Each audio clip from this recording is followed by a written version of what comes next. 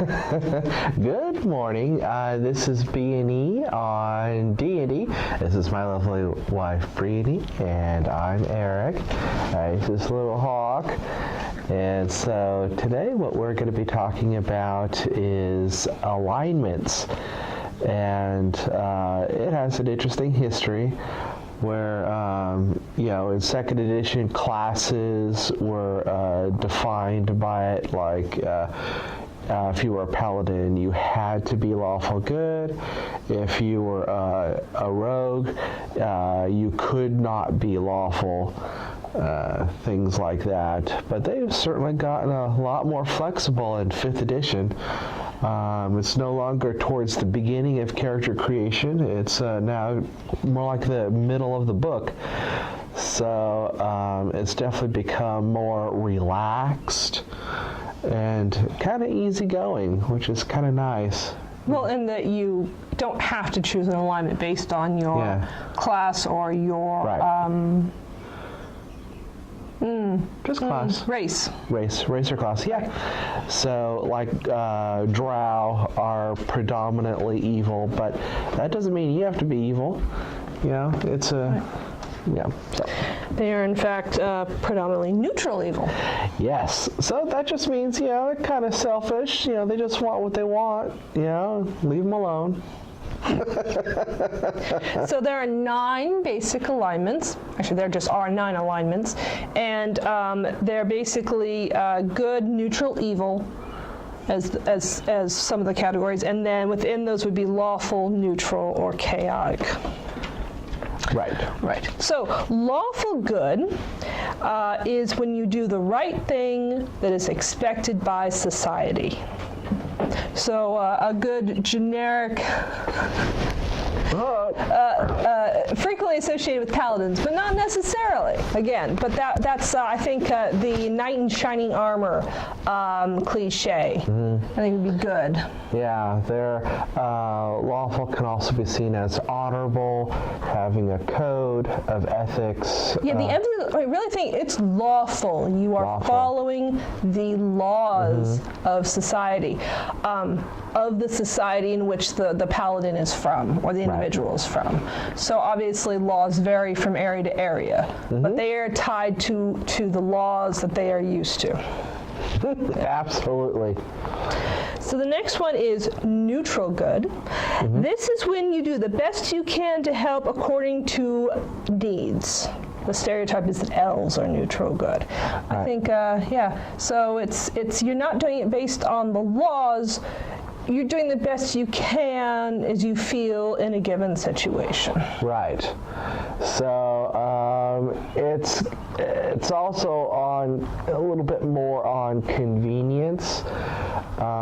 So there could be a situation where help could be given, but do you have to go out of your way to do it, kind of a thing. And if it's convenient to do so, someone who's not neutral good will be more willing to help out.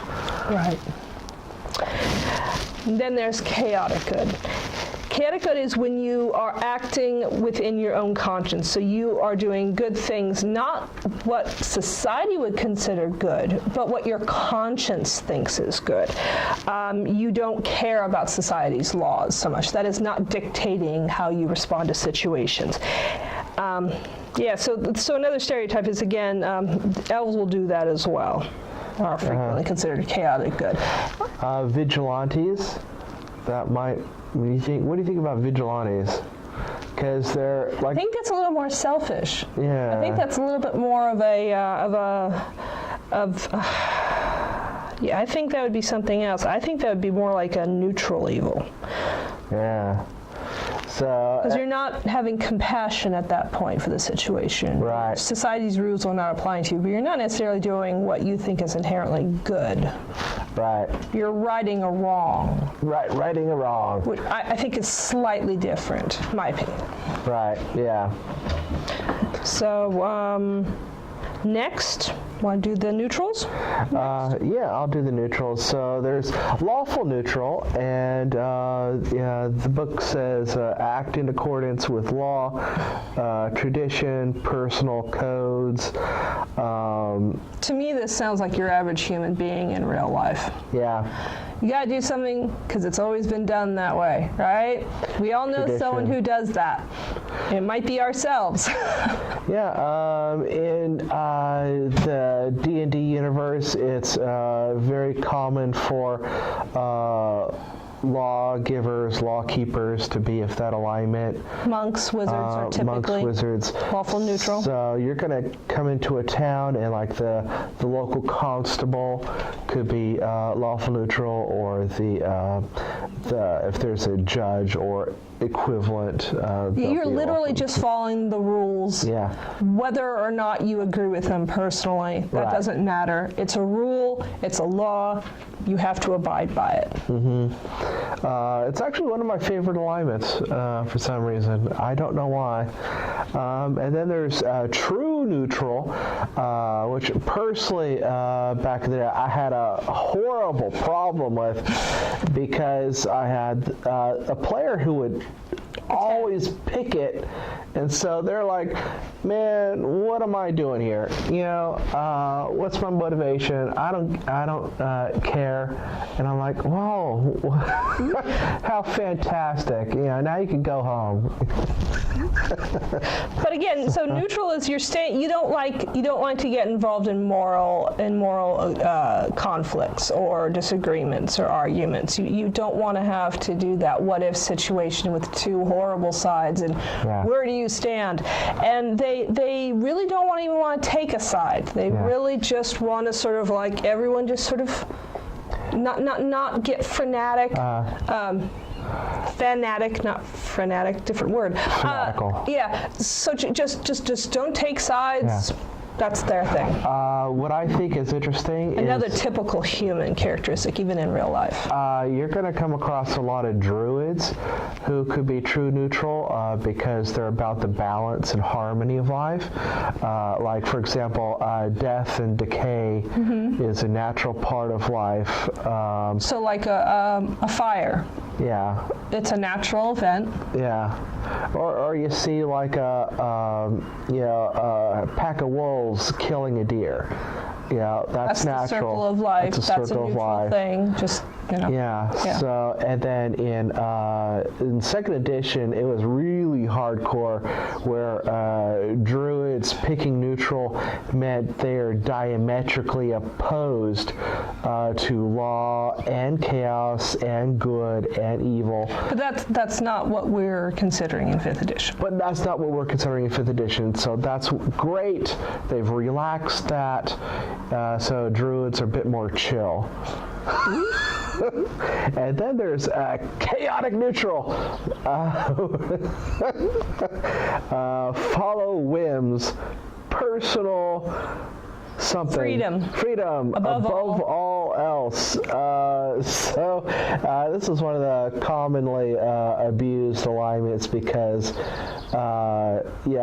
if some players feel that they're forced to do just anything. Murder hobos is a nickname where they just see it, they kill it because it's fun.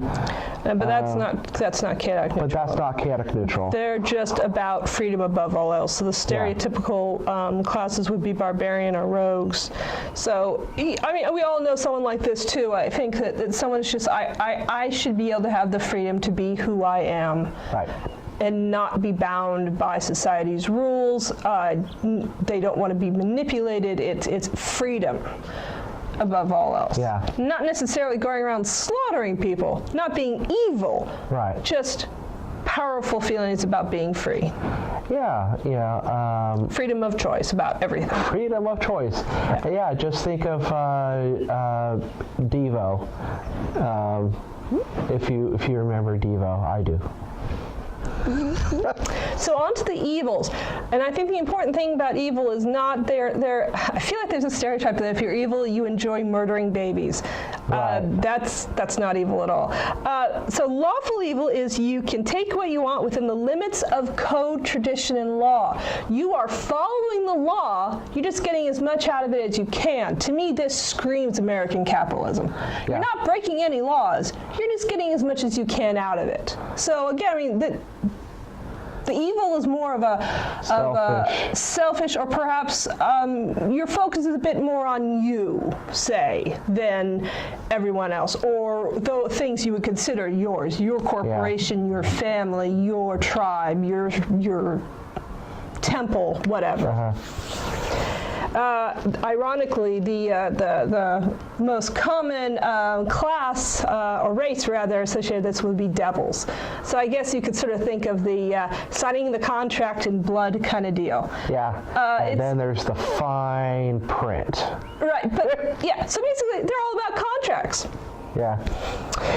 Neutral evil. Now this is getting a little bit more what I think people associate evil with. You do whatever you can get away with. You don't have compassion and you don't have qualms. And the stereotypical race for this is drow, or I think probably just large corporations. Yeah, if no one's looking and you want something. And you don't get caught. It's all good. It's all good. Chaotic evil. Yeah. Now, this is another one that is really what people associate with evil. So you're doing, and the reason I'm reading this is because you can't read my appalling handwriting. Arbitrary violence, spurned on by your own greed, hatred, bloodlust. I think this is definitely any kind of fanatic. Yeah. Or someone who's inclined toward violence. It's demons. So, but it's definitely the lack of law. It is the lack of compassion. Yeah. It's all about you and what you want to do, and no one should be able to stop you. Yeah, someone who's got like a lot of care. Yeah, a lot of hate issues. Right. Yeah.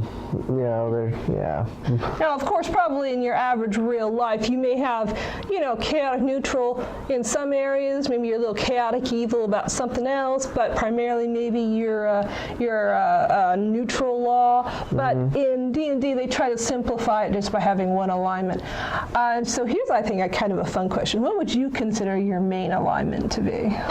My main alignment, I would probably say neutral good, because I try to do what's right or what I think is right, but sometimes it's not necessarily with what the rules say is right. So sometimes I'll think out of the box, as it were, to do something that's I think is good.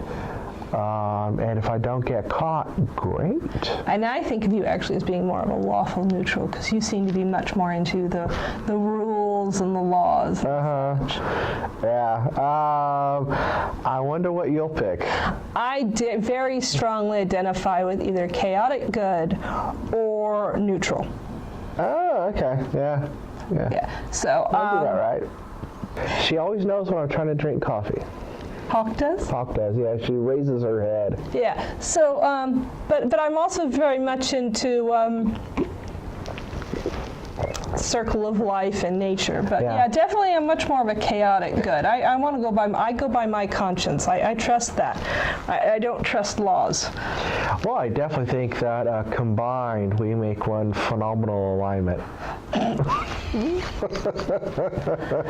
So anything else you wanted to think about?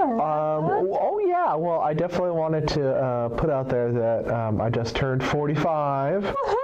So that's a long tradition of Dungeons and Dragons for me, playing it and experience and whatnot. And,